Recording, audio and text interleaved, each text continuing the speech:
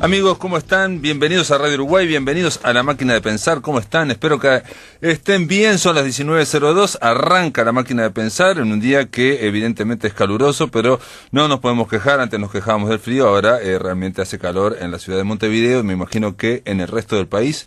Arrancamos con Juan Core ahí en control de emisión. ¿Cómo le va, Juan Core?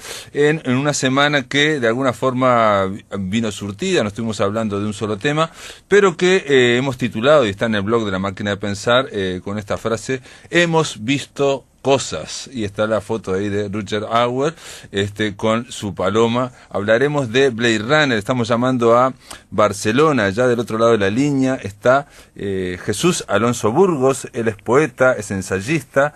Jesús, ¿estás ahí? Sí, aquí estoy. Bienvenido a Montevideo. Gracias.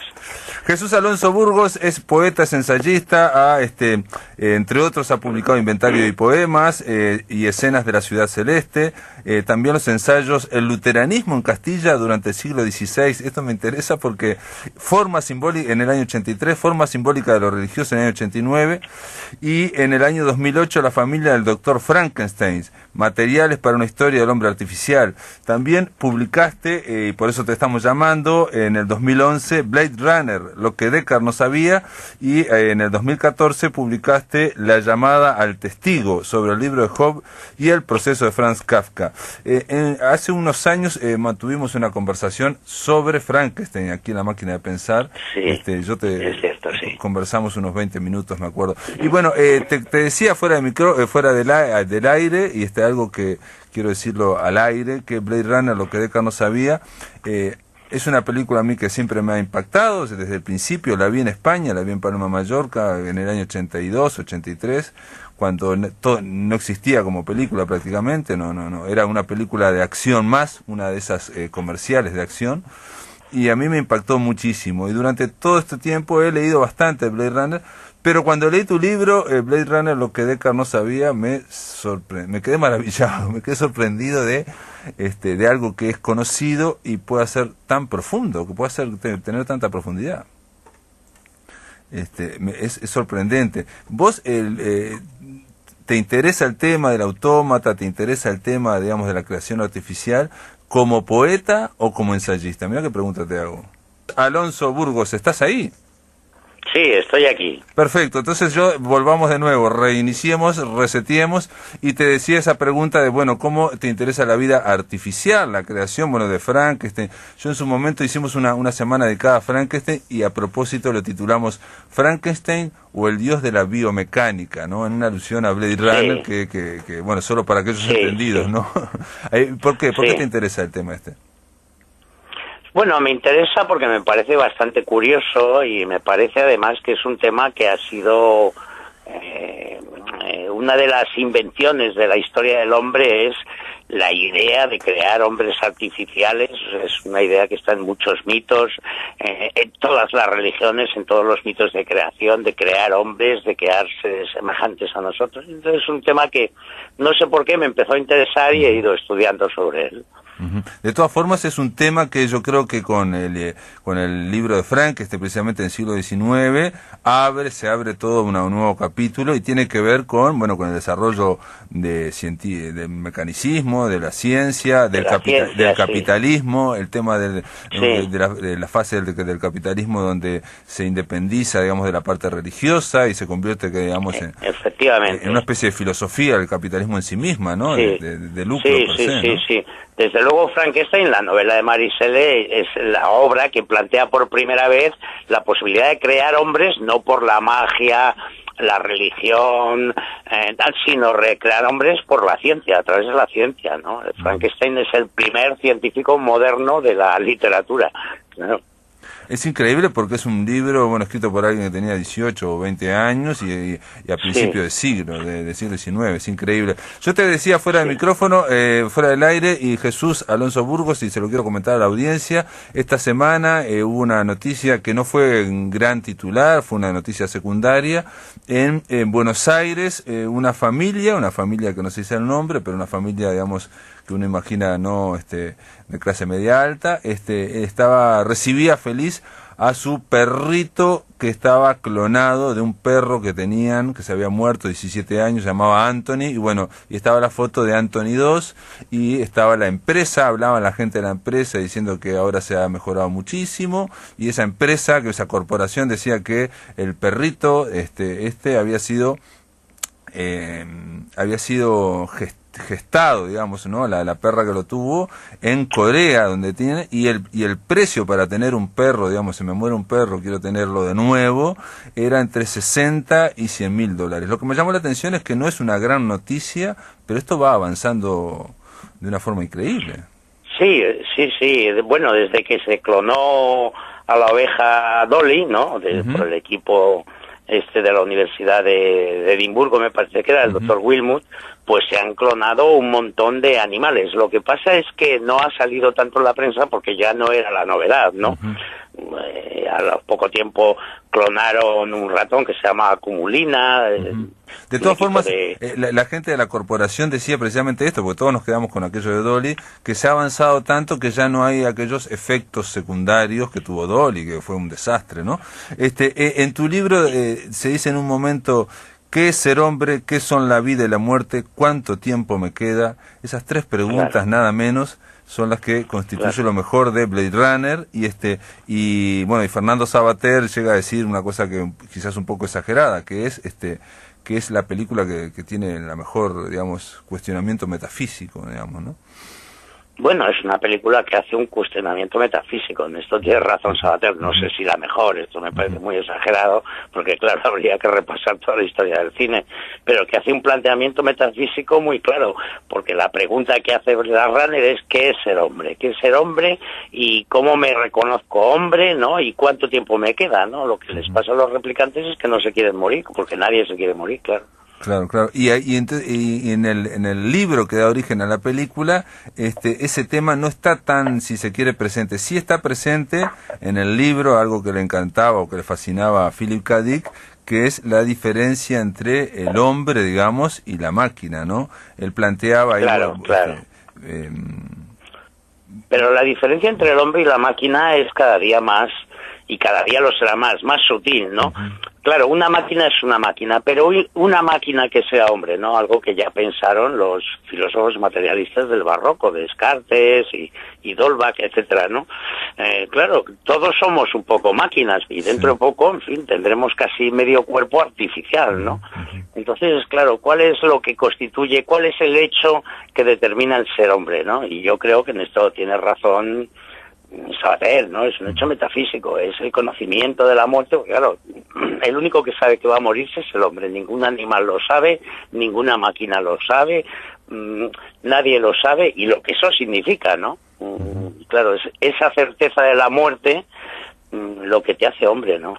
Claro. Ese conocimiento de la muerte y del dolor, ¿no? Y del dolor. Bueno, decís al final del libro, porque el libro va abriendo puntas filosóficas que a mí me sorprendieron mucho, porque lo que haces es haber leído todo lo de Blade Runner y haces una especie de compendio donde lo canalizás y vas diciendo todas las posibilidades que tiene esta película, o que le han encontrado otros esta película también, porque es sorprendente. Me llamó la atención un dato que yo no sabía, que Philip K. Dick se le ocurrió la idea de Sueñan los androides con ovejas eléctricas, se le ocurrió mientras se documentaba para escribir El hombre del castillo, y dice que dio por casualidad con los diarios de un oficial de la SS que estaba en un campo de concentración de Polonia, y en ese diario el oficial de la SS anotó lo siguiente: el llanto de los niños hambrientos nos mantiene despiertos por la noche. A Philip K. Dick le impresionó la frialdad absoluta. Bueno, es que la frase es impresionante. Es brutal, ¿no? Claro. Es brutal. Está hablando como que llovió anoche o no, o hubo ventisca. Sí. Claro, en los campos de concentración, en los campos de exterminio nazis y en el Gulag siberiano, etcétera, también se pone en el límite lo que significa la idea del hombre, ¿no? De la humanidad. Sí. De eso. Claro, Philip K. Dick decía que era una metáfora de la gente que tiene apariencia humana, pero no se comporta como tal. Eso surge. No se comporta como humano. Como humano. Claro. En la novela surge que, digamos, los Blade Runner, digo, no se llaman así, estos cazadores de androides o de replicantes, pero yo recuerdo de la novela que, bueno, si viene el protagonista quiere cazar, digamos, para comprarse un animal vivo, ¿no? Porque es un signo de estatus. Tiene un compañero, como las películas policiales, porque no va solo, va con un compañero, que el compañero es peor, es más inhumano, digamos. Incluso en un momento el compañero dice, yo tendría que hacerme el test alguna vez porque... el test de Wellcome para ver si soy humano claro, o no, porque de tan cruel que es. De tan cruel, de claro. falta, digamos, él lo que dice es que le falta sentido moral, o sea que no lo tiene, no sabe por qué. Sí, que no tiene empatía hacia los demás. Exacto. Que dice, no, claro, que era lo que les pasaba a los oficiales y a los miembros de las SS en los campos de exterminio. Bueno, que oían llorar a los niños de hambre y era como si oían llover, ¿no? Quiero decir, claro, una falta de empatía que demuestra que, bueno, que el ser hombre no es una cuestión de huesos y pieles, que habría que repensar lo que significa ser hombre, ¿no? Exactamente, sí, y Blade Runner lo que pone ahí es, si se quiere, esa pregunta, y no sé si da una respuesta exactamente tampoco, ¿no? En la película, me preguntas, hombre, yo creo que no da una respuesta, ¿no? Porque también incluso queda la duda esa de si Harrison Ford, o sea, Blade Runner, es también un replicante o no, ¿no? En las siguientes versiones parece ser que también es un replicante más perfecto que los que él caza. En fin, no sé. En cualquier caso, lo que queda claro en la película es que el límite entre lo humano y lo no humano, y es un límite que seguirá existiendo en el futuro, es la certeza de la muerte, ¿no? Porque todo lo que vive ha de morir. Lo podemos alargar ahora, no sé si ha llegado esa noticia de Uruguay, un equipo muy importante de la Universidad de Barcelona, en fin, modificando genes y tal, en ratones, ha conseguido que ratones viejos rejuvenezcan un 30% de su edad. Claro, es una noticia fascinante, ¿no? Porque hace 30 años una persona de 70 años era un anciano, y ahora una persona de 70 años está... Y claro, sí es posible que no consigamos vencer la muerte, pero sí alargarla mucho, ¿no? Claro, digo, el tema límite entre la vida y la muerte también está planteado a nivel científico y está esa utopía de ir alargándola y de hecho eso está estudiado también. Nuestras sociedades huyen del dolor y como también ocultan la muerte, ¿no? Es decir, cada vez menos. La muerte, antes había velorios, digamos, en casas, se velaban a los muertos, después hubo lugares y después se velaba toda la noche y ahora se vela cada vez menos, 2 horas, 3 horas y punto, y pin, chao, ¿no? O sea, el tema es no verlo, digamos, ¿no? No ver la muerte, no reconocer la muerte. O sea, la muerte nos asalta cada día por la televisión, pero siempre es la muerte de otros, ¿no? O sea, nunca nos representamos nuestra muerte. Nuestra muerte solo nos la podemos representar en los seres queridos y tal, y por eso precisamente las sociedades contemporáneas ocultan el hecho de la muerte, ¿no? O sea, para eso están los hospitales y los sanatorios, ¿no? Claro. Porque las muertes que hay en la tele, pues bueno, son países extraños, es la muerte de los otros, ¿no? Freud decía, y el psicoanálisis dice, que nadie se puede representar realmente la muerte de uno mismo, ¿no? Bueno, Antonio, hoy leía una frase de Antonio Machado que me sorprendió, que no la conocía, que decía que no hay que temerla a la muerte porque mientras estamos nosotros, ella no está, y cuando ella está, nosotros no estamos. Ya no estamos nosotros, es cierto. Entonces no hay por qué temer, dice, ¿no? Decía algo así. Ahora, me sorprendió también en tu libro, bueno, esto ya se sabía, pero no conocía yo las críticas, por ejemplo, del gran crítico cinematográfico norteamericano Roger Ebert, que dijo que el principal problema de Blade Runner es que permite que los efectos especiales se impongan sobre la historia. Sí. Y otra persona, otra que esta no era muy buena para mí, Pauline Kael, aunque era muy famosa, si alguien inventase un test para detectar humanoides, quizás habría que aplicárselo a Ridley Scott y a sus colegas. ¿No? Sí, es cierto. Bueno, el cine de Ridley Scott es muy tributario de la televisión y de los efectos especiales, y en fin, es un cine de muchos efectos especiales, muy espectacular, con mucho decorado, pero bueno, eso no importa. Yo creo que en este caso beneficia a la historia. Bueno, eso es lo que plantea el libro tuyo, que me sorprendió también, es que toda la carga barroca que tiene este libro, que tiene esta película, y vos lo planteás acá en esta, voy a leer solamente un fragmento de la página porque me llamó la atención. Dice decís en tu libro, fragmentos de todo tipo, desde el cine negro hasta el western, desde Robert Wiene y Fritz Lang hasta Howard Hawks y Orson Welles, pasando por videoclips, la publicidad, la imaginería barroca alemana, el diseño italiano versión Quinta Avenida, el cómic de Metal Hurlant, la arquitectura medievalista de la Escuela de Chicago y la posmoderna de Frank Gehry, el hijo pródigo y el ángel rebelde, la máquina y el fantasma que la habita, William Blake nada menos y Descartes, la Biblia y el Tao, Mabuse y Frankenstein, en fin, todo eso está en Blade Runner. Es una cosa sorprendente, ¿no? Sí, es que es cierto que está todo eso. O sea, Blade Runner bebe de muchas fuentes, ¿no? Y es muchas cosas.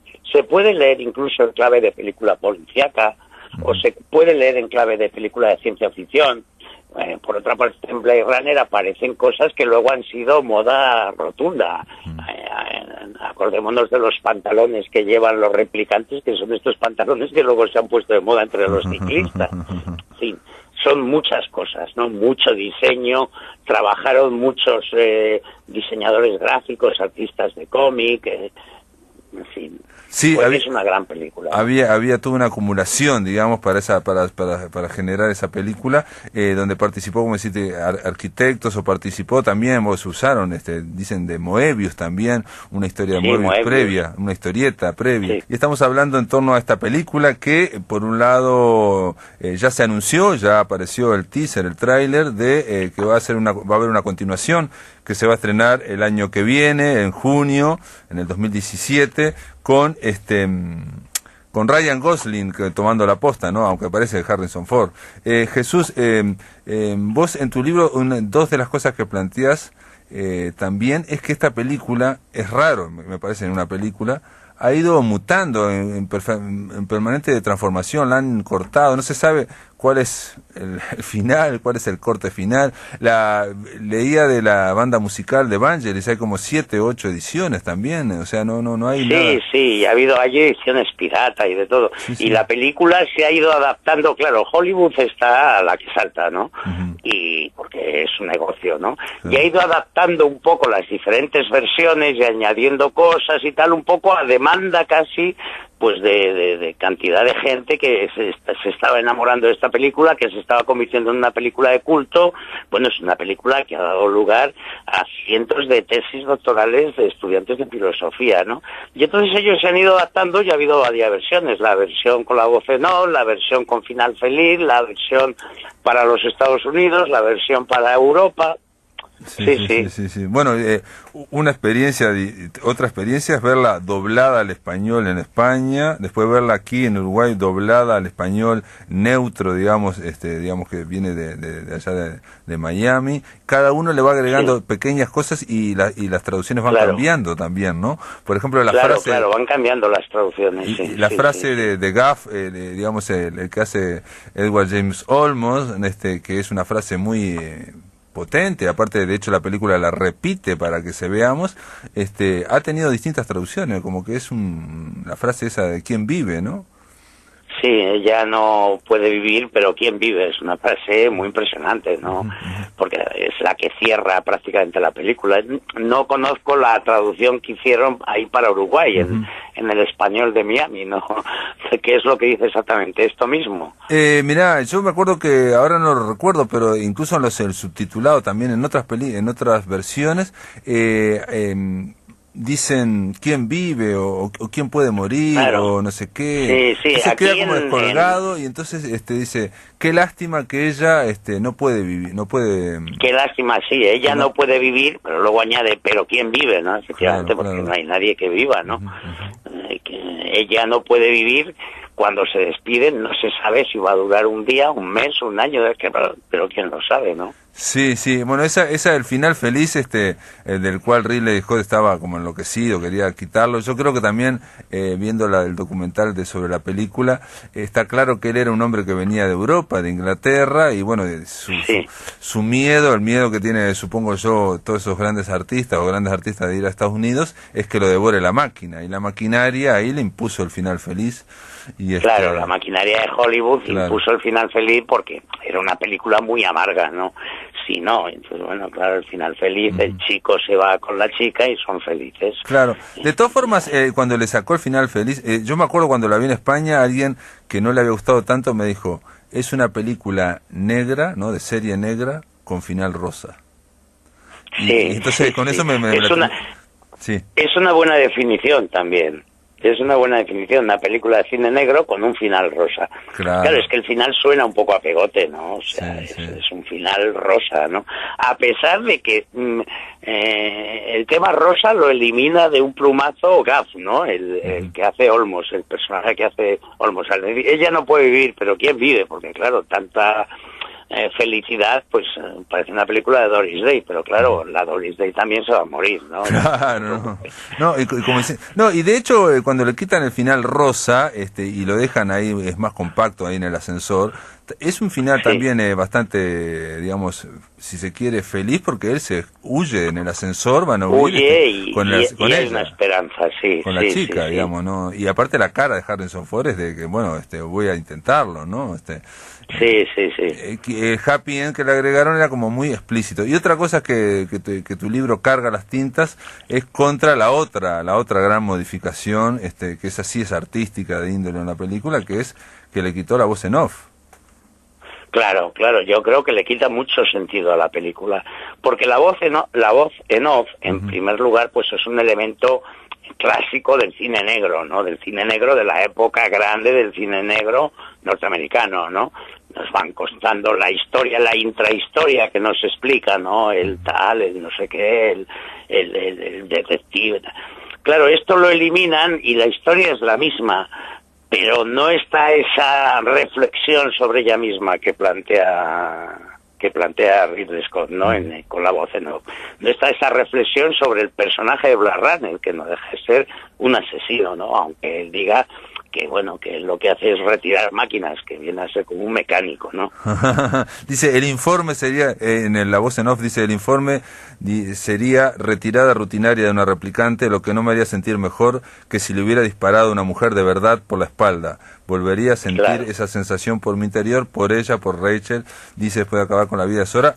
Vos decís algo muy, muy interesante que yo no lo había pensado, y que está genial, aunque es durísimo, que Harrison Ford, el Blade Runner, solo mata a 2 replicantes que son mujeres y por la espalda.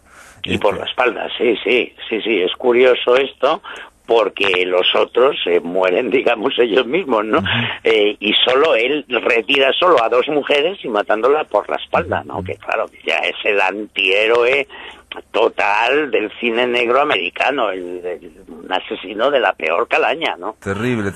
Y de hecho cuando le cortan, digamos, le parten los dedos, Roy, ¿no? Y le da el arma, también vemos ese miedo, yo creo, lo hace muy humano a Harrison Ford, porque es muy muy perfectible, digamos, con muchos defectos, muchísimos defectos, ¿no? Lo cual yo creo que por eso uno empatiza con ese pánico de él frente a la máquina o frente a la perfección del replicante, ¿no? Sí. Un detalle que mencionás en el libro es que yo no lo conocía, ¿no? Que Roy, digamos, el replicante, está hecho como si fuera un nazi, digamos, un héroe nazi de Leni Riefenstahl, ¿no? Sí. La estética de él, tanto como se viste, el actor ya tiene esa pinta, ¿no? De hecho, él ha trabajado bastantes veces haciendo de oficial nazi, ¿no? El actor tiene esa pinta de ario, en fin, cuando lleva el pelo cortado así tipo marine norteamericano, ¿no? Así a cepillo y tal, y con esa pinta, entonces yo creo que también da esa impresión de superhombre, pero en el sentido más nazi de la palabra, ¿no? Y tiene que ver con las múltiples alusiones de esta película, que al final, digamos, no sé si, porque obviamente supongo yo que muchos, los que la vieron, no les va a importar, y los que no la vieron deberían verla. Una cosa que planteas es que las referencias barrocas o las referencias a otras artes o a otras filosofías, en fin, se aumentan muchísimo, ¿no? O sea, ya... son más explícitas, digamos, ¿no? Se clava un clavo como una cuestión... La escena del clavo, por ejemplo, la escena del clavo, y finalmente cuando se clava en la mano, que el replicante se lo clava para seguir sintiendo, porque ya nota la muerte y tal, se clava la mano y se hace literalmente los estigmas de Cristo, ¿no? Y luego sale volando la paloma y tal. Todo eso ya es una imaginería barroca absolutamente, ¿no? Y es muy explícita las referencias, pues eso, a la religión, a la trascendencia. Aquí hay un filósofo uruguayo muy importante, claro, del principio del siglo XX, digamos, que en un momento plantea, dice, porque se habla de religión y nosotros con esa etiqueta la dejamos, y en realidad la religión es una etiqueta para hablar de el impulso trascendente o las cuestiones o los cuestionamientos trascendentes que tenemos todos. Sí, esto es evidente. Esto es evidente. El hombre aspira a la trascendencia, ¿no? Entonces las religiones son ese intento de, por decirlo de alguna manera, de organizar normativamente la trascendencia a la que todos aspiramos, ¿no? Ese impulso trascendente. Claro, porque es que nadie quiere, el hombre es la única criatura que sabe que va a morir. Y hace una reflexión sobre ello, y en esa reflexión se encuentra con la trascendencia, con decir, ¿cómo me puedo morir, no? ¿Cómo mañana me muero y no queda nada, absolutamente nada, ¿no? Un poco de polvo, claro, no puede ser. Esto es lo que automáticamente piensa todo el mundo, y en ese pensamiento sobre la trascendencia es donde entran las religiones. Claro, pero lo que quería apuntar va Ferreira, digamos que es este gran filósofo, es que no es solamente las religiones institucionales, sino que en esa etiqueta, ¿no?, que viene de religare, está todo el planteo o cuestionamiento que tenemos. Acá lo encontré la frase. La frase dice, bueno, habla de la religiosidad. Te la voy a leer a ver qué te parece. A ver qué opinas. Dice Carlos Ferreira, nuestra religiosidad, si quiere designarse con esa palabra al psiqueo vivo, ¿no?, al psiquismo vivo, que nos atrae hacia los problemas trascendentales que accionan sobre nosotros desde más allá de la ciencia, nuestra religiosidad debe quedar viva como una llama en espacio abierto. De esa llama la razón es la parte externa más clara y el sentimiento la parte interna más oscura y más caliente. Los dogmas son las cenizas y no dejemos ahogar la llama. El aire la hace oscilar, pero la alimenta. Sí, es una frase muy bonita. No sé si estaría del todo de acuerdo con ella, pero evidentemente es así, ¿no? No las religiones concretas, sino la religión, el ansia de trascendencia es lo que está en todo eso, sí, esto es evidente, ¿no? Bueno, vos planteás que en Occidente casi todo es algo así como una nota al pie de lo que dijo Platón, por ejemplo, ¿no? Claro. Bueno, la frase no es mía, no me acuerdo quién la dijo, no sé si Bertrand Russell, pero toda la filosofía de Occidente son notas a los textos de Platón. Claro, que ya pensó todo de una vez, ¿no? ¿Qué somos, qué no somos, dónde vamos, a dónde venimos, quién es el hombre, quiénes son los animales, qué son las cosas, cómo nos interrelacionamos con las cosas, todo esto, claro, ya está en la filosofía griega, ¿no? Y bueno, y todo lo que hacemos es dar vueltas a esas ideas. Exacto, y esos cuestionamientos son los que están increíblemente en Blade Runner, que es una película que en principio es un thriller, es policial, negro, se habló de retrofuturo. Acá en un fragmento de tu libro dice, o como dice Sabater a propósito de Blade Runner, nada une tanto al hombre a la naturaleza como la muerte, y nada le separa tanto de ella como la conciencia de esa muerte. Exactamente, ¿no? Exactamente. Esta sería la frase. Esta frase de Sabater me gustó mucho y estoy plenamente de acuerdo con ello. A la vez vos hablás de que ahora no me acuerdo, Ortega y Gasset decía que el hombre no es naturaleza, es historia, ¿no? Estamos construyendo. Esto decía Ortega, si el hombre es historia y no naturaleza, o sea, el hombre se separa de la naturaleza, venía a decir Ortega y todo el pensamiento de esa época racio-vitalista que se llamaba, ¿no? El hombre se separa de la naturaleza y construye su propio nicho ecológico, que es la historia o la cultura, o llamémoslo como queramos, ¿no? Claro. Pero ahí cuando construye ese nicho, digamos, que construye la ciudad, que planteas también en tu libro, que me llamó la atención, porque comienza así, Blade Runner, con la ciudad, que ahí, al construir ese nicho, digamos, por fuera de la naturaleza del hombre, necesita de los otros para ser. No pueden ser, dice, a no ser que los otros lo reconozcan como tales. Por eso, decís en tu libro, los replicantes coleccionan fotos para que los otros al verlas lo reconozcan en su historia, una historia empero que se desvela como auténtica, que no es auténtica, aunque parece humana, ¿no? Ellos llevan la foto como diciendo, yo tengo recuerdos. Sí, es que esa historia de las fotos es una de las historias más curiosas de la película. El hecho de que los replicantes, que no tienen detrás de sí una historia, coleccionen fotos de ellos mismos, fotos falsas por supuesto, para demostrar a los demás que ellos también son personas, que tienen una historia.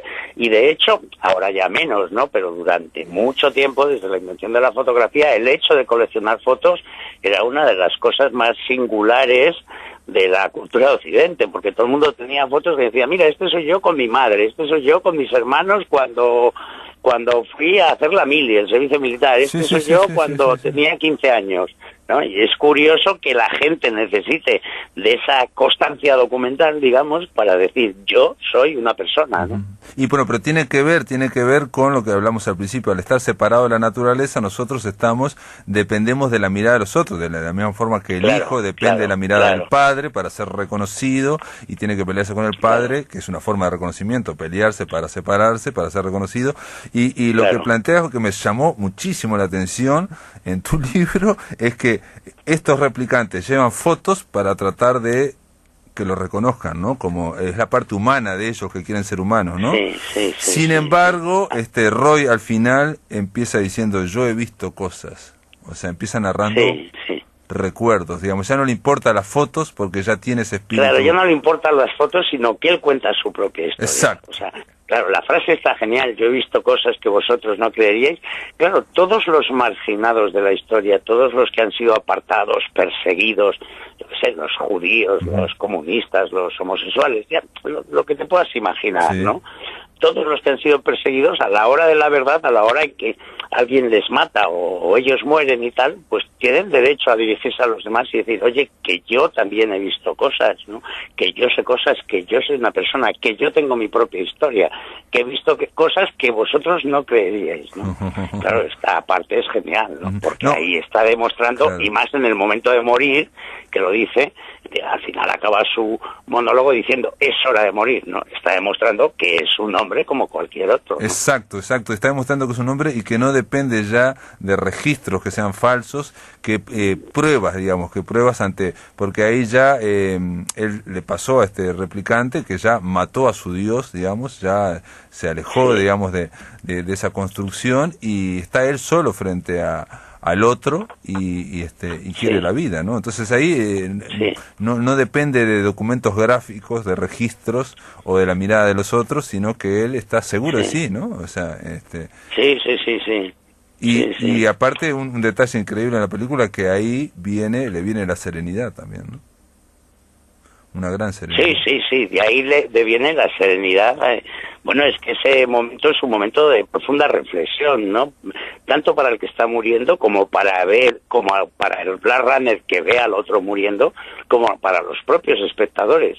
Porque es que además, claro, ¿quién no dice esta frase? Y más si eres miembro de todos estos minorías perseguidas, ¿no? Toda mi experiencia, toda mi vida se perderá en el tiempo como lágrimas en la lluvia, y se perderá porque no la habéis sabido entender, porque no la habéis hecho caso, etcétera. Claro. Sí, y aparte, pero se perderán las lágrimas en la lluvia también, porque también es como reconocer frente a esa inquietud de trascendencia que hablaba Carlos Bá Ferreira, ¿no? Que podemos decir religiosidad, pero es la inquietud de trascendencia, es admitir que, bueno, de que quizás no se trascienda. Y aceptarlo. Claro, es cierto. Y aceptarlo también, ¿no? Aceptarlo. Es aceptarlo, y aceptarlo serenamente como las reglas del juego, ¿no? En un momento, digamos, el dios de el empresario le dice, fuiste una luz que brilló el doble de intensidad y dura la mitad de tiempo, ¿no? Sí, es cierto. El doctor Tyrell le dice, fuiste una luz que brilló con mucha intensidad, pero no puede brillar eternamente, ¿no? Es cierto, claro, y él se da cuenta ahí que no tiene ninguna posibilidad y por eso le mata, ¿no? O sea, tiene que enfrentarse a ese hecho que toda la cultura de Occidente se ha tenido que enfrentar, que es la muerte de Dios, ¿no? El reconocer que esa trascendencia que tú mismo te habías formulado y las religiones te habían prometido, pues quizá es falsa, ¿no?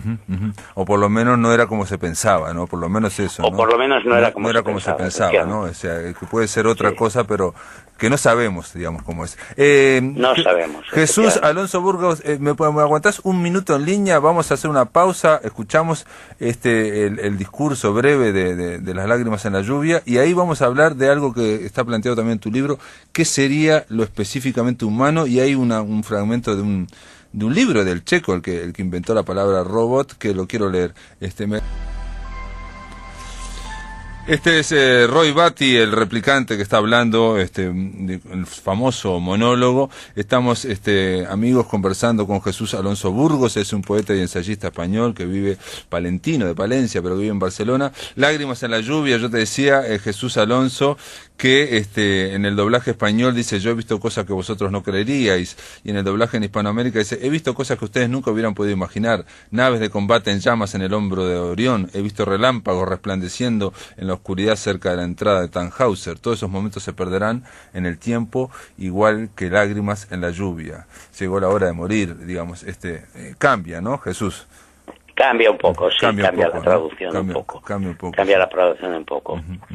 De todas formas, el último frase que es increíble, que lo agregó Roger Hauer, que aparentemente lo improvisó, lo agregó él. Sí, lo improvisó. Todos esos momentos se perderán como lágrimas en la lluvia, que incluso hubo una novela ahora reciente de Rosa Montero, ¿no? Que se llamaba... De Rosa Montero, sí, Lágrimas en la lluvia. Es increíble que eso haya sido improvisado casi en los últimos días de filmación, ¿no? Bueno, esto dicen en las historias que hablan del rodaje de la película, que lo improvisó, ¿no? No lo sé si es cierto, suena demasiado poético para ser improvisado. A lo mejor lo fue pensando según estudiaba el guión, no lo sé. Un doblaje increíblemente, una filmación increíblemente dura, con muchos problemas, surgen, ¿no? Realmente el propio Ridley Scott había sufrido una tragedia, se había muerto un hermano muy querido, en fin, y sin embargo nada de eso aparece en la película. Yo te hacía en la previa un poco para ir terminando esta conversación, hacia dónde apunta tu libro y hacia dónde apunta la película, ¿no? ¿Qué es lo humano? ¿Qué es ser humano? ¿Qué es la humanización? Yo pensaba, hombre o mujer se nace, ser humano es un proceso, uno se humaniza, ¿no? Hay gente que se humaniza, somos seres humanos, y hay otra gente que no se humaniza tanto, ¿no? Que se deshumaniza, ¿no? Es un proceso. Es cierto. Es cierto. El proceso de humanización es un proceso, es un llegar a convivir, en primer lugar a aceptar lo que eres un ser social, que vive en un determinado hábitat ecológico, ¿no? Que es la cultura. Y en segundo lugar, pues aceptar que el mundo solo puede ser tú y los demás. Y si esto no se acepta, bueno, la definición de humano deviene muy problemática, ¿no? Es aceptar el límite que imponen los otros, y es aceptar algo que quizás mucho más difícil, que no sé si lo logramos aceptar, que Onetti y Juan Carlos Onetti decía, ¿no? De que la comunicación es casi imposible, ¿no? Es decir, hablando en palabras, nunca sé lo que exactamente quiere o entiende la otra persona que está entendiendo lo que estoy diciendo yo, y viceversa. Sobre todo cuando para las cosas importantes, ¿no? Para las cosas afectivas, para las cosas trascendentes.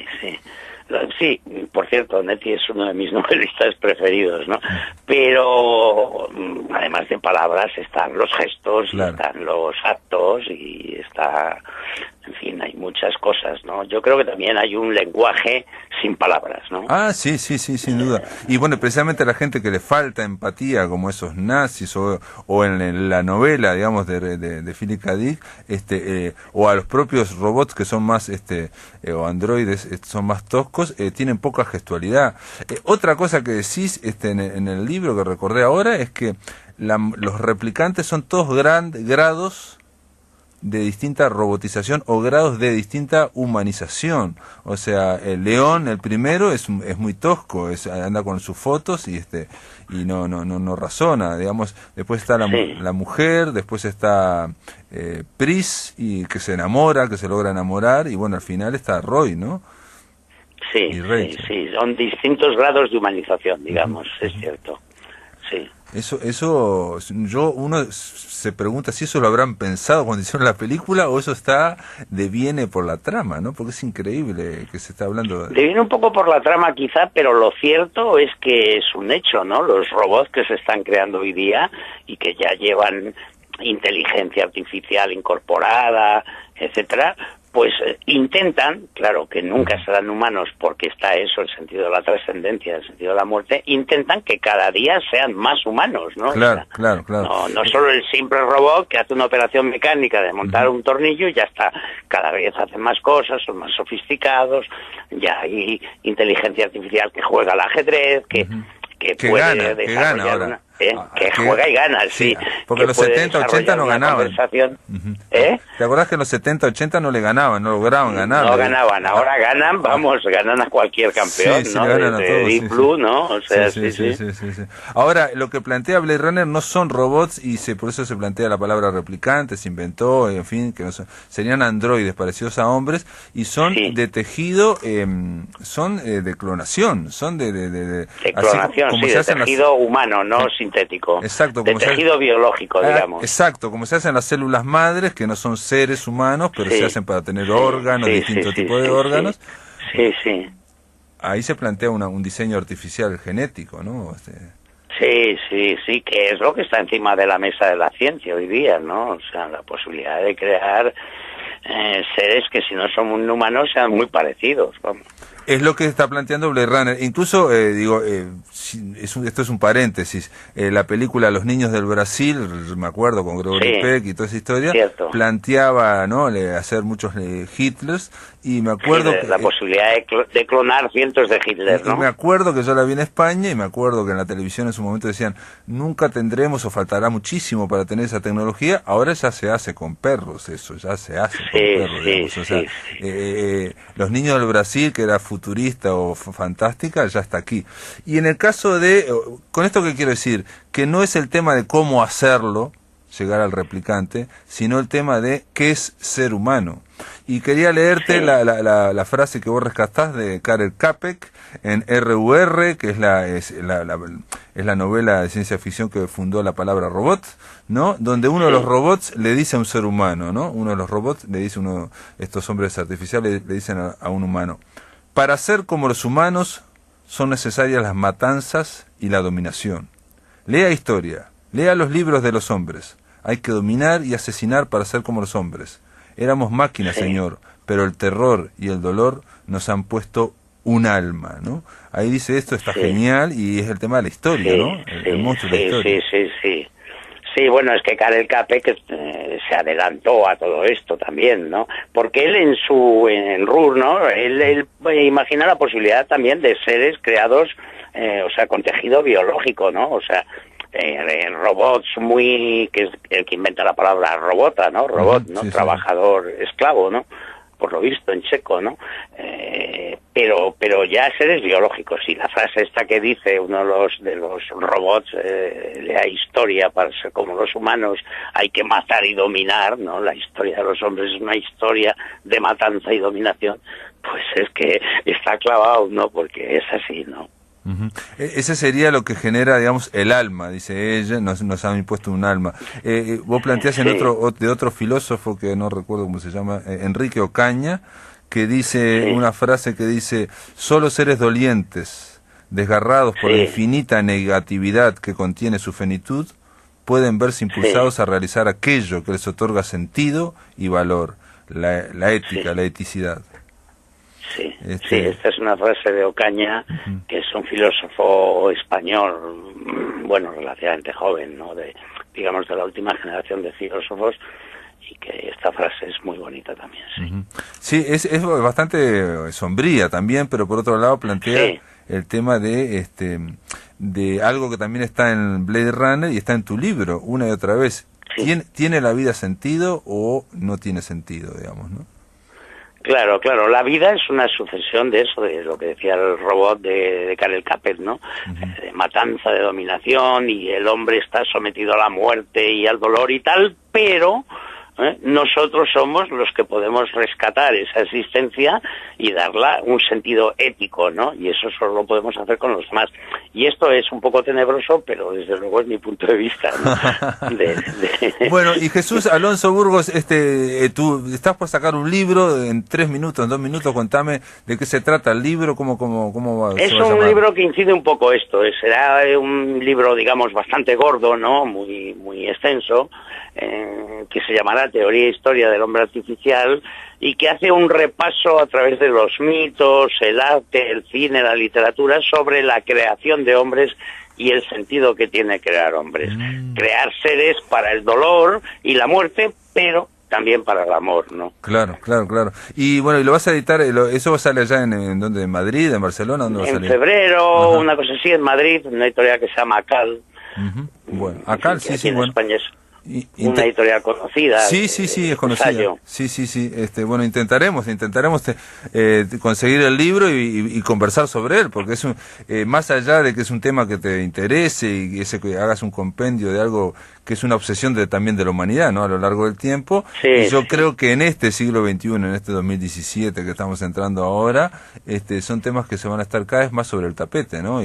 Y recuerdo una frase de Einstein, no tiene nada que ver, ¿no? Pero acerca de la bomba atómica, en fin, no sé qué, que decía, hemos avanzado, la estoy parafraseando, hemos avanzado a nivel físico, ¿no? De una forma increíble, ¿no? De física nuclear, pero nos falta avanzar lo mismo a nivel moral. Claro. Es necesario un entrenamiento, digo, ¿no? O sea, cualquier avance tecnológico y científico que no implique a su vez un avance moral es un avance para la destrucción y la muerte, ¿no? Exacto. El propio Einstein supo ver con la bomba atómica, ¿no? Exacto, sí, como lo ha contado, lo hemos visto en la historia del siglo XX y XIX, ¿no? Básicamente, ¿no? Con ese experimento de la razón, ¿no? Es decir, si no generamos moral y ética, no se sostiene esto. Bueno, Jesús Alonso, impresionante la charla contigo, un gusto realmente, gracias por estar acá en La Máquina de Pensar. Igualmente. Realmente. Muy bien, pues gracias a vosotros. Te mando un abrazo de Montevideo. Amigos, se terminó La Máquina de Pensar, ahora viene Visión Nocturna. Mañana vamos a recibir a Ramiro Sanchís para hablar de su última novela, Verde, que también tiene que ver, es un ejercicio de horror y tiene alusiones a Philip K. Dick, al menos yo se la vi, a Ballard y a Lovecraft. Amigos, se terminó todo La Máquina de Pensar, ahora viene Visión Nocturna, ya lo dije, que lo pasen muy, pero muy bien.